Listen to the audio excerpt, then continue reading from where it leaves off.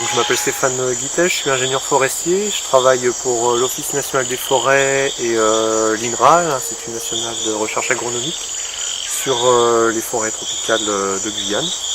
Donc notre objectif dans le cadre du programme Habitat, c'est de décrire les différents types forestiers qui existent dans le massif intérieur guyanais, et ensuite de mettre en relation les différents types de végétation décrites avec les conditions stationnelles et notamment les conditions de sol.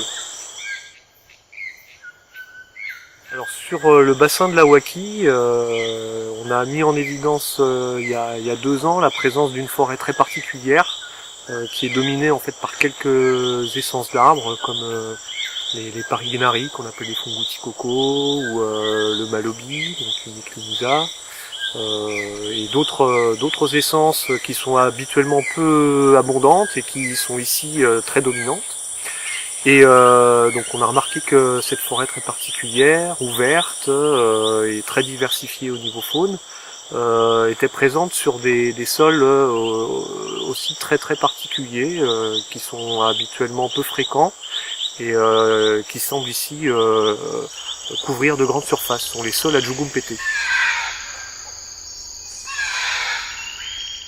Les Djougoum-Pété, ce sont des micro-dépressions qu'on peut voir à la surface des sols, qui mesurent à peu près 1 mètre de diamètre en moyenne et 30 à 50 cm de profondeur, qui ici sont en densité très importante. À certains endroits, en fait, ils tapissent le sol, comme si la surface du sol avait été pilonnée par des obus.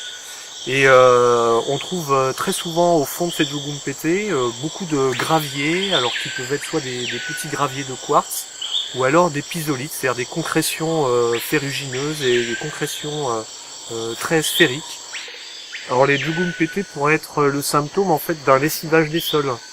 Et un lessivage actuellement en action qui pourrait aussi expliquer le visage de la forêt actuelle, très ouverte, par endroits avec beaucoup de sous-bois et très peu d'arbres.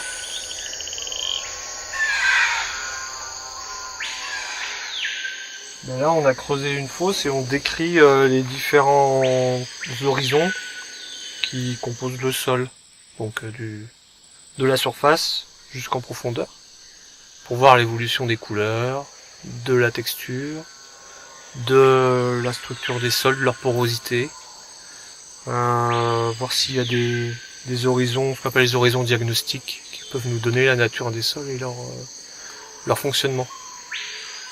On va essayer de comprendre si le fonctionnement actuel des sols est à l'origine du type d'habitat, du type de forêt que l'on rencontre aujourd'hui ici dans le bassin de la Waki.